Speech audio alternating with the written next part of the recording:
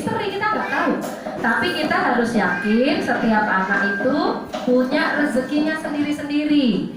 Tugas kita itu membimbing, mengajarkan agar anak itu bisa menjemput ya jalan baik mereka masing-masing. Nah, anak-anak kita ini anak yang kita menyebutnya anak generasi alfa, Bu.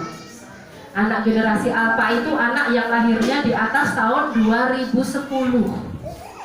Betul nggak? Anak-anak lahirnya di atas tahun 2010? Tahun berapa, Bu? Anaknya lahirnya, Bu? 2017, generasi alfa. Nah, generasi alfa itu ciri-cirinya satu, dekat banget sama teknologi. Pinter, mungkin lebih pinter anaknya dibanding ibunya. Yang kedua, anak generasi alfa itu biasanya saudara kandungnya sedikit. Betul nggak? Iya.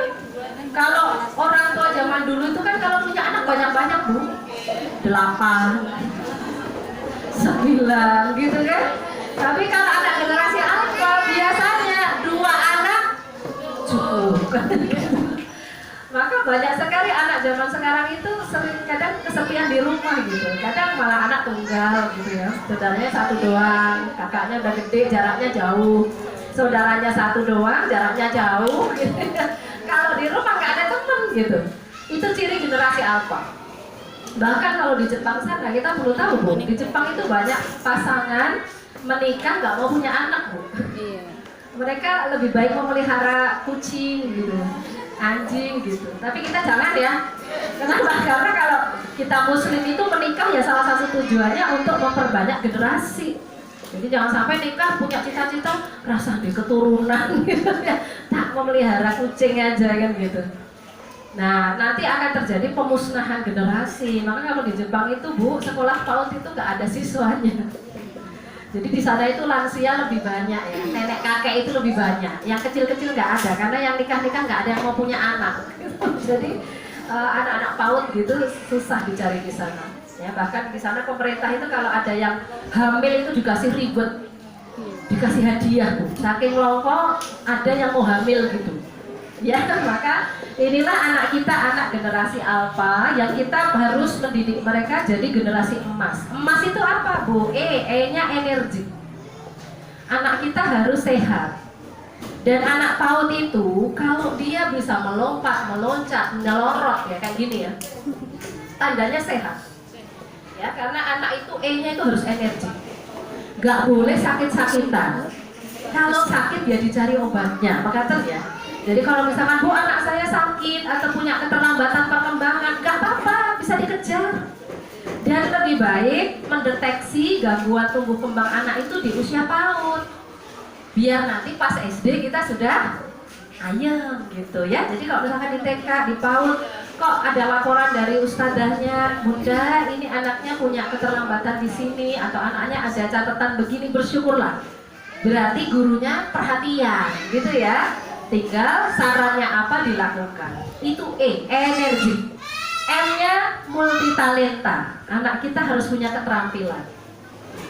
A-nya aktif. Buat anak kita aktif pada hal yang positif, agar dia nggak aktif pada yang negatif kan gitu.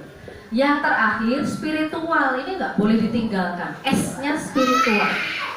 Jadi generasi emas, energi, multitalenta, aktif dan spiritual.